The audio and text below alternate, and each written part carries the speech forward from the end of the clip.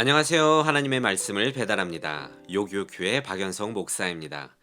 오늘 묵상할 본문은 사무엘상 24장 23절에서 35절까지의 말씀인데요.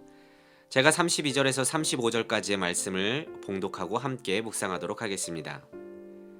다윗이 아비가일에게 이르되 오늘 너를 보내어 나를 영접하게 하신 이스라엘의 하나님 여호와를 찬송할지로다. 또 내 지혜를 칭찬할지며 또 내게 복이 있을지로다. 오늘 내가 피를 흘릴 것과 친히 복수하는 것을 내가 막았느니라. 나를 막아 너를 해하지 않게 하신 이스라엘의 하나님 여호와의 살아계심을 두고 맹세하노니 내가 급히 와서 나를 영접하지 아니하였더라면 밝는 아침에는 과연 나발에게 한 남자도 남겨두지 아니하였으리라 하니라. 다윗이 그가 가져온 것을 그의 손에서 받고 그에게 이르되 내 집으로 평안히 올라가라. 내가 내 말을 듣고 내 청을 허락하노라. 여러분, 속담 중에 말 한마디에 천냥빚을 갚는다는 말이 있습니다. 이는 다들 잘 아시다시피 말의 중요성을 일컫는 말이겠죠. 근데 이게 속담뿐이겠습니까? 성경 잠언에서도 이 말의 중요성을 강조하고 있는데요. 특히 잠언은 이 말을 어떻게 하느냐에 따라 의인과 악인을 가르는 시금석으로 소개하기도 합니다. 잠언 10장 20절입니다. 의인의 혀는 순 은과 같거니와 악인의 마음은 가치가 적으니라. 잠언 12장 13절. 악인은 입술의 허물로 말미암아 그물에 걸려도 의인은 환난에서 벗어나느니라. 잠언 12장 18절. 칼로 찌름같이 함부로 말하는 자가 있거니와 지혜로운 자의 혀는 양약과 같으니라. 잠언 15장 1절. 유순한 대답은 분노를 쉬게 하여도 과격한 말을 노를 격동하느니라. 오늘 말씀은 아비가일이 분노한 다윗을 만나서 그의 노를 누그러뜨리는 장면인데요. 하인의 보고에 급히 모든 음식을 바리바리 싸들고 간 아비가일은 다윗을 만나자마자 종들이 취하는 자세로 다윗의 발에 엎드려 말합니다. 24절입니다. 이 죄악을 나 곧 내게로 돌리시옵소서. 즉, 이 나발의 실수를 나의 잘못이라고 잘못의 주체를 명확하게 한 다음에 예물을 건네주면서 다윗의 잘못이 없음을 정확히 드러냅니다. 28절입니다. 내 주의 일생에 내 주에게서 악한 일을 찾을 수 없음이니이다.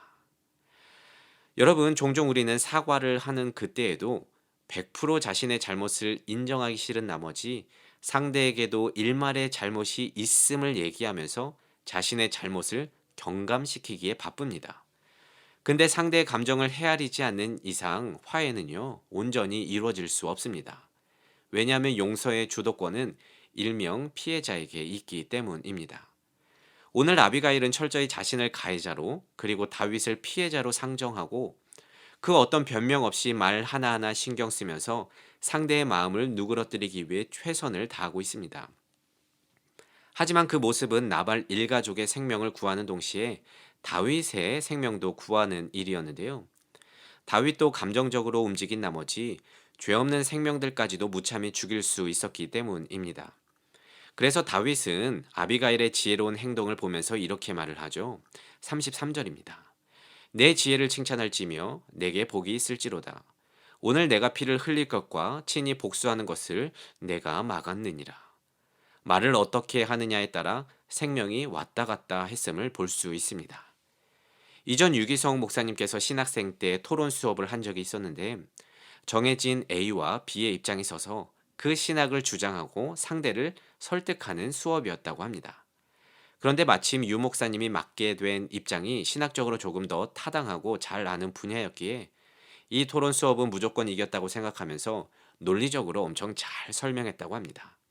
그래서 누가 봐도 상대는 인정할 수밖에 없다고 생각했는데 인정하기는커녕 말도 안 되는 주장으로 딴지를 걸면서 비신학적으로 주장해서 너무 짜증이 났다는 것입니다. 격렬한 토론 후에 교수님께서는 당연히 유 목사님의 손을 들어줬고요.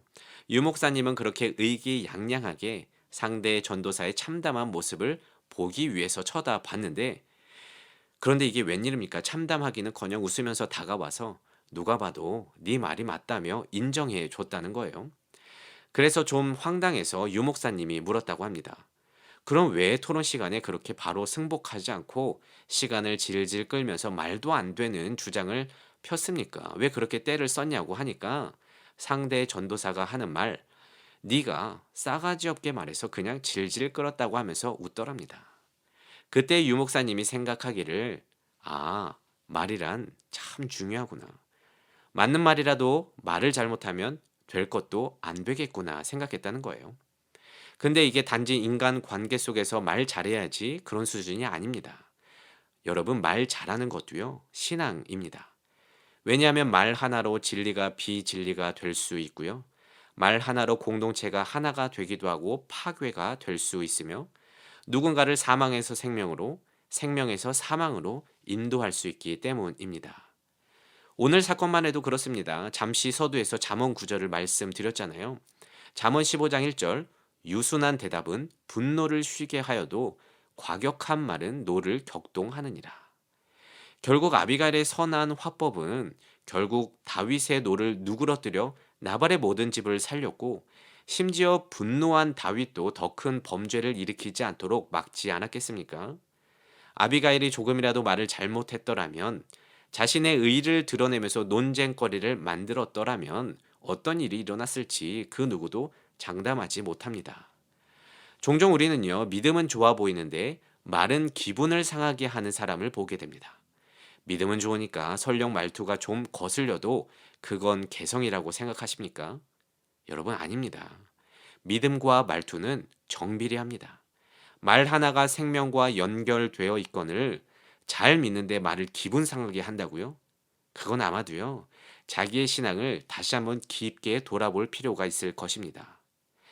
여러분 그래서 오늘은 이렇게 기도하며 하루를 살아내길 원합니다. 하나님, 우리에게 말을 잘 할 수 있는 지혜를 허락하여 주시옵소서. 믿음으로 한마디 한마디 내뱉을 때에 그 말로 인해 내 주위의 생명이 살아나게 인도하여 주시옵소서. 오늘도 이 말씀 묵상하며 한날 승리하며 나아가는 모든 요셉 청년부 되시기를 진심으로 소망합니다. 오늘 말씀을 묵상하면서 내 삶에 적용하기를 원합니다. 첫 번째, 나는 얼마나 유순한 대화를 하고 있습니까? 내 말을 통해 주위 사람들은 어떤 반응을 보이는지 내 자신의 말투를 한번 돌아봅시다.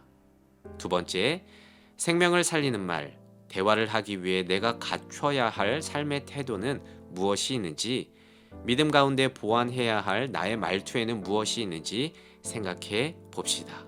오늘도 이런 적용점을 생각하면서 하루를 잘 살아내 보기를 원합니다.